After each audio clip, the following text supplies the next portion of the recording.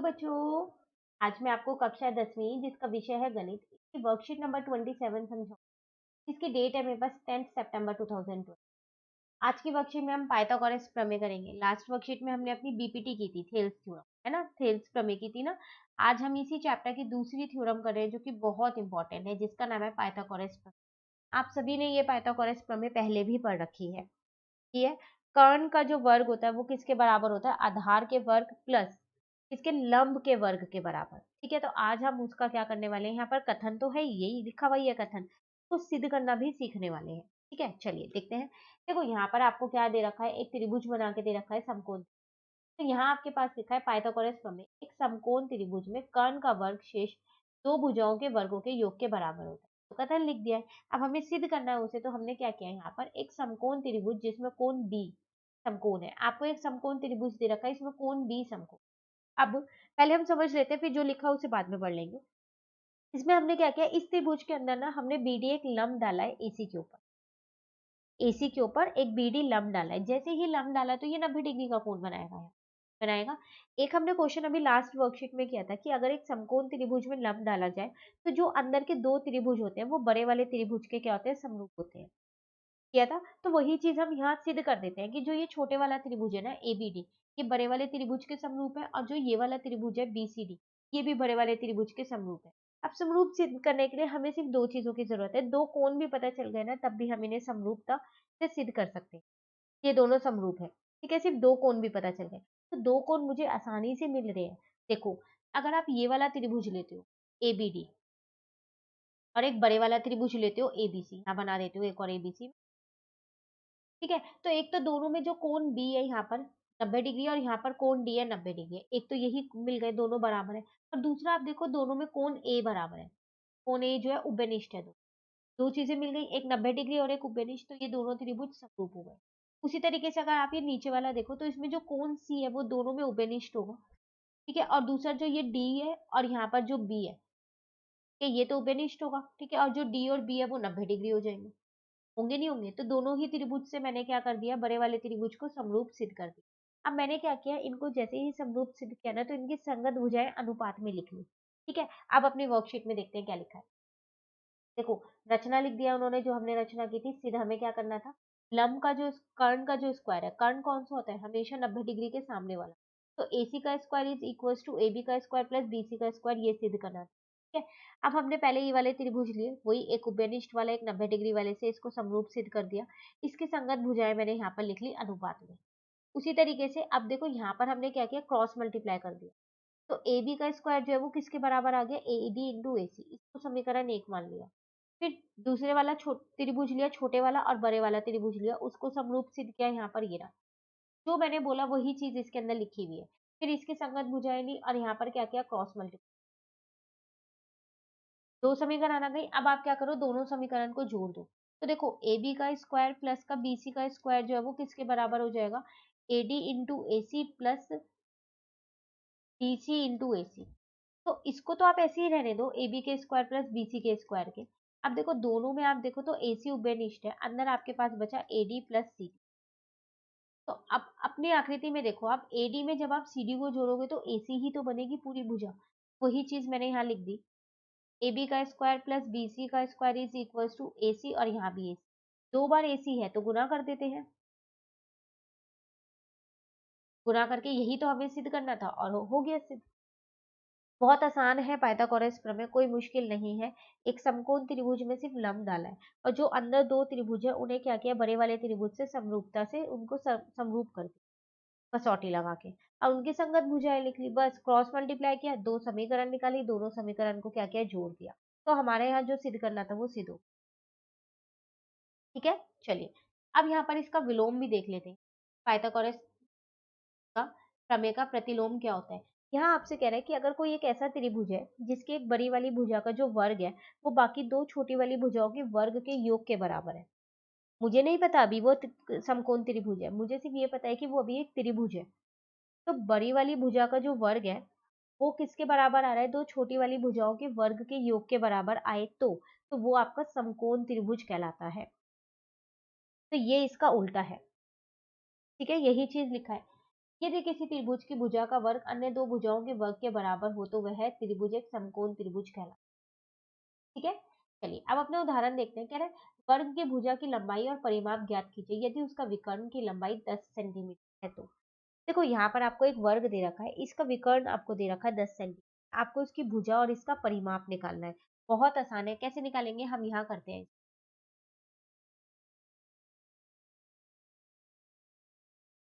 ठीक है, ये विकर्ण है, कितना दे रखा था आपको 10।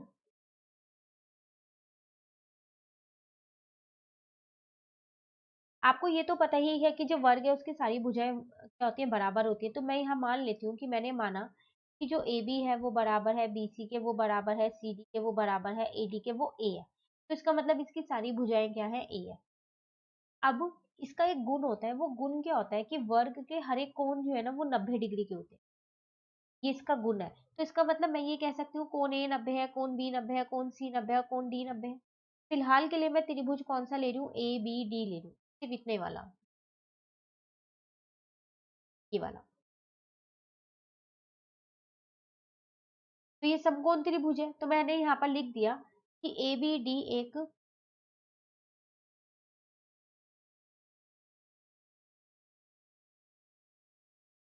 समकोण त्रिभुज है। अब जब ये समकोण त्रिभुज है तो मैं इसमें पाइथागोरस प्रमेय लगा सकती हूँ। ठीक है, अब देखो 90 के सामने वाला तो कर्ण होगा, तो इसका मतलब बीडी। तो बीडी का स्क्वायर जो है वो किसके बराबर आ जाएगा, ए बी के स्क्वायर के बराबर आ जाएगा, प्लस ए डी के स्क्वायर के। बीडी तो मुझे पता है 10 है, लेकिन ए बी और ए डी नहीं पता, तो ए मान रखा है तो उसको ए ही लिख देते। सॉरी। तो यहाँ पर आ जाएगा 100 is equal to A square plus का ए, यहाँ आ जाएगा 100 is equal to 2a square. तो 100 इज इक्वल, 2 नीचे ले आई, ए स्क्वायर वही छोड़। ठीक है, तो यहाँ आ जाएगा 50 is equal to A square. अब मैं अगर यहाँ पर 50 के गुणनखंड निकालूं तो 2 की टेबल में 25 पे, 5 की टेबल में 5 पे और 5 की टेबल में 1, तो 2 इंटू 5 इंटू 5 हो जाएगा, इज इक्वल टू में ए स्क्वायर आ जाएगा। ठीक है ना, तो यहाँ से मेरा ए स्क्वायर कितना आ जाएगा, देखो ये 5 तो बाहर निकल जाएगा, जोड़ा बन गया। ए स्क्वायर नहीं, अच्छा यहाँ से स्क्वायर हटा दो ना, रूट लगा दिया तो स्क्वायर हटा देते हैं, ए आ गया। तो भुजा और परिमाप निकालना था, तो भुजा तो लो आपकी यहाँ पर निकल गई, वो कितनी निकली 5√2। अब बात आती है परिमाप की, तो परिमाप का अगर आपको सूत्र पता है तो आप निकाल ही सकते हो। तो 4 इंटू में भुजा होता है वो। ठीक है, तो 4 इंटू में 5√2 हो जाएगा। तो 4 5 जो कितना होता है 20, तो 20√2 ये आपका परिमाप। ठीक है, एक बार चेक कर लेते हैं। क्लियर, चलिए दूसरा उदाहरण देखते हैं। ये उदाहरण बहुत आसान है। कह रहा है, दी गई आकृति में कोण ACB 90 डिग्री है तथा कोण CD जो है वो लंब है AB पे, सिद्ध कीजिए। देखो आपको कह रहा है ACB, ये आपको 90 डिग्री दे रखा है, CD जो है वो AB पे लंब है, तो इसका मतलब ये दोनों 90 90 डिग्री है। सीधा आपको क्या करना है, BC का स्क्वायर अपॉन में AC का square is equal to BD upon में AD, ये आपको सिद्ध करना है। हम क्या करते हैं इसमें पाइथागोरस प्रमेय के, जैसे हमने पाइथागोरस प्रमेय सिद्ध की थी ना, वैसे ही हम इसे सिद्ध करते हैं। क्या करेंगे हम यहाँ पर, जो ये छोटे वाला त्रिभुज है इसको बड़े वाले त्रिभुज के समरूप कर देते हैं, और फिर ये जो छोटे वाला त्रिभुज है इसको बड़े वाले त्रिभुज के समरूप सिद्ध कर देते हैं। तो हमें पता है कि दो चीजें बहुत आसानी से मिल जाती है, एक तो 90 डिग्री का कोण और एक एक कोण उभयनिष्ठ मिल। तो हमने यहाँ सिद्ध नहीं किया, सीधा लिख दिया कि ये दोनों त्रिभुज जो है समरूप है, और ये दोनों त्रिभुज जो है वो समरूप। अब हमने इनकी संगत भुजाएं अनुपात में लिख ली, ये रही। लिख सकते हैं आप तो अनुपात में। ठीक है, अब देखो क्रॉस मल्टीप्लाई किया तो ए सी स्क्वायर हो गया is equal to A B into A D, यहाँ भी क्रॉस मल्टीप्लाई किया इसको इससे इसको इससे, तो क्या हो जाएगा यहाँ पर B C square is equal to B A upon में बी डी। अब जो ये दो समीकरण मिली है, जैसे कि हमें पाइथागोरस प्रमेय में अभी मिली थी, उसके बाद हमने उन्हें क्या किया था, जोड़ दिया था। इन्हें यहाँ जोड़ेंगे नहीं, क्यों, क्योंकि यहाँ हमें अनुपात में सिद्ध करना है, इसलिए नहीं जोड़ेंगे। तो यहाँ हम क्या करेंगे, इन्हें भाग कर देंगे। तो जब भाग करेंगे तो क्या आएगा, ए सी स्क्वायर, आपको बीसी ऊपर चाहिए तो फिर आप बीसी ऊपर ही रखिएगा। ठीक है, तो बीसी स्क्वायर अपॉन में एसी स्क्वायर, अब बीसी के सामने था बी ए इंटू में बी डी, और एसी के सामने था ए बी इंटू में ए डी। ठीक है, ये दो तो कट गए, तो BC square upon AC square किसके बराबर आ गया, B D upon A D, और यही तो आपको सिद्ध करना था, जो कि सिद्ध हो गया। ठीक है, तो ये था आपके पास दूसरा उदाहरण। चलिए 3 क्वेश्चन हमें दे रखे हैं, वो भी कर लेते हैं जल्दी से। तो यहाँ पर आपसे पहले प्रश्न में क्या कह रहा है, 13 मीटर लंबी एक सीढ़ी एक दीवार पर टिकने पर भूमि से 12 मीटर की ऊंचाई पर स्थित एक खिड़की तक पहुंचती है। दीवार के आधार से सीढ़ी के निचले सिरे की दूरी ज्ञात कीजिए। देखो आपसे कह रहा है कि आपके पास एक 13 मीटर लंबी सीढ़ी है, वो दीवार पर टिकने के लिए भूमि से 12 मीटर की ऊंचाई पर एक खिड़की है। भूमि से 12 मीटर की ऊंचाई पर एक खिड़की, उस तक पहुंचती है वो सीढ़ी। ठीक है, कह रहे हैं दीवार के आधार से सीढ़ी के निचले सिरे की दूरी ज्ञात कीजिए। ठीक है ना, तो अब आपको क्या करना है, यहाँ पर दीवार के आधार की सीढ़ी के निचले सिरे की, मतलब जो नीचे का आधार है उसकी आपको क्या बतानी है, यहाँ पर उसकी दूरी ज्ञात करनी है। तो अगर हम इसकी आकृति बनाए तो देखो कैसे बनाएंगे। यहाँ पर ये मैंने अपनी दीवार मान ली, ठीक है, और ये मेरी सीढ़ी है। तो ए बी, सीढ़ी मुझको दे रखी थी कि 13 मीटर लंबी है और दीवार की ऊंचाई मुझे दे रखी है नीचे से 12 मीटर है। तो इसका मतलब ये 13 मीटर है और ये 12 मीटर है, तो मुझे ये निकालना है।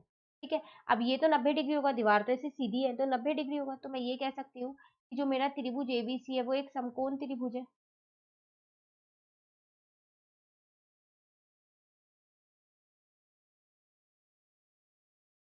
ठीक है ना, अब जब ये समकोण त्रिभुज है तो इसमें पाइथागोरस प्रमेय लगा सकते हैं। तो जो AC का वर्ग है वो क्या होगा, AB के वर्ग प्लस BC के वर्ग के बराबर होगा। तो AC मुझे दे रखा है 13 है, AB मुझे दे रखा है यहाँ पर 12 है, और BC मुझे दे रखा नहीं दे रखा है यहाँ। तो 169 इज इक्वल टू 144 प्लस का BC स्क्वायर। ठीक है, अब मैं 144 को उधर ले जाती हूँ। ठीक है ना, तो ये आ जाएगा 25 इज इक्वल टू में BC स्क्वायर। ठीक है, तो अब यहाँ से जैसे ही स्क्वायर हटेगा यहाँ रूट लग जाएगा। ठीक है, अब 25 किसका होता है, 5 का, तो यहाँ पर 5 आ गया। इसका मतलब BC आपके पास कितना निकल के आ गया, यहाँ पर 5, और यूनिट हमारे को कौन सी दे रखी है, मीटर, तो 5 मीटर, ये मेरा यहाँ पर आंसर आ। क्लियर। चलिए क्वेश्चन नंबर 2 पे आते हैं। यहाँ पर आपसे क्या कह रहा है, 8 सेंटीमीटर भुजा वाले एक वर्ग के विकर्ण की लंबाई ज्ञात कीजिए। देखो अब सेम क्वेश्चन है जो हमने उदाहरण में किया, वहां हमें विकर्ण की लंबाई दे रखी थी और भुजा की निकालनी थी। यहाँ हमें भुजा दे रखी है और विकर्ण की निकालनी है। ठीक है, तो करेंगे कैसे, एक वर्ग बना लेते हैं यहाँ पर। ठीक है, नाम दे देते हैं इसे A B C और D। अब हमें ये 8 दे रखी है तो सभी 8 होंगी क्योंकि वर्ग की तो सारी भुजाएं बराबर ही होती है। ठीक है, अब रह गई BD, ये हमें ज्ञात करना है। तो हमें यहाँ क्या दिया है, तो दिया है आपको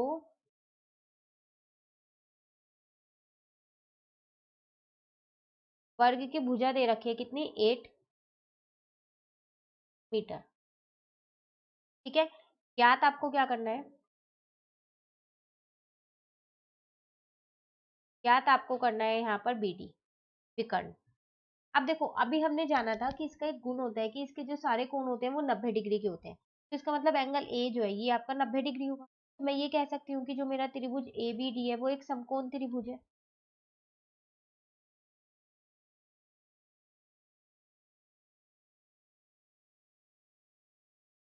ठीक है, अब इसमें मैं पाइथागोरस प्रमेय लगाती हूँ। तो 90 डिग्री के सामने वाला तो कर्ण होता है ना, तो इसका मतलब BD का square is equal to AD का स्क्वायर प्लस का BD का स्क्वायर। ठीक है, नहीं नहीं नहीं नहीं, AB का स्क्वायर। BD तो मेरा कर्ण है ना, वो मैंने वहां पर लिख दिया, AD और AB। ठीक है, अब मेरे को BD नहीं पता तो BD को ऐसे ही रहने देते हैं। क्या AD पता है 8 है और AB भी पता है, वो भी मेरी 8 ही है। तो ये हो जाएगा 64 प्लस 64। ठीक है, तो यहाँ से मेरे पास BD का स्क्वायर कितना आ जाएगा, 128। अब जैसे ही यहाँ से स्क्वायर हटेगा तो यहाँ पर रूट लग जाएगा। ठीक है ना, अब 128 के अगर हम गुणनखंड देखें तो ये 2 की टेबल में 64 पे आता है, फिर ये 2 की टेबल में 32 पे आता है, 2 की टेबल में 16 पे आता है, 2 की टेबल में 8 पे आता है, 2 की टेबल में 4 पे आता है, 2 की टेबल में 2 पे आता है, 2 की टेबल में 1 पे आता है। कितनी बार 2 है, 1 2 3 4 5 6 7 टाइम्स है। तो BD is equals to 2 into 2 into 2 into 2 into 2 into 2 into 2 हो जाएगा। अब इनके जोड़े बनाए अगर हम तो 3 2 बाहर निकल जाएंगे, एक 2 अंदर ही रह जाएगा। ठीक है, ये वाला 2 अंदर रहेगा। तो BD आपके पास कितना आ गया, 2 2 जो 4 2 जो 8 रूट 2 मीटर आपका आंसर। BD ही तो ज्ञात करना था, BD निकल गया यहाँ पर। ठीक है, चलिए क्वेश्चन नंबर 3 देखते हैं। यहाँ आपसे कह रहा है ABC एक समद्विबाहु त्रिभुज है जिसका कोण सी समकोण है, सिद्ध कीजिए कि A B square is equal to 2ac। देखो यहाँ पर आपको एक त्रिभुज दे रखा है एबीसी, ये समद्विबाहु भी है और साथ साथ समकोण भी है। आपको क्या सिद्ध करना है कि जो एबी का स्क्वायर है वो 2ac स्क्वायर होगा। तो कैसे करेंगे हम यहाँ पर देखते हैं। समकोण ये सी पे था, तो सी पे ही समकोण बनाएंगे। अब आप ए और बी कहीं भी लिख सकते हैं, ठीक है, पर समकोण आपका ये सी पे ही बनेगा। तो आपको यहाँ पर क्या क्या दे रखा था वो देख लेते हैं। लिख देते हैं यहाँ पर, त्रिभुज ए बी सी एक समद्विबाहु समकोण त्रिभुज है, ये लिख देते हैं, ठीक है ना।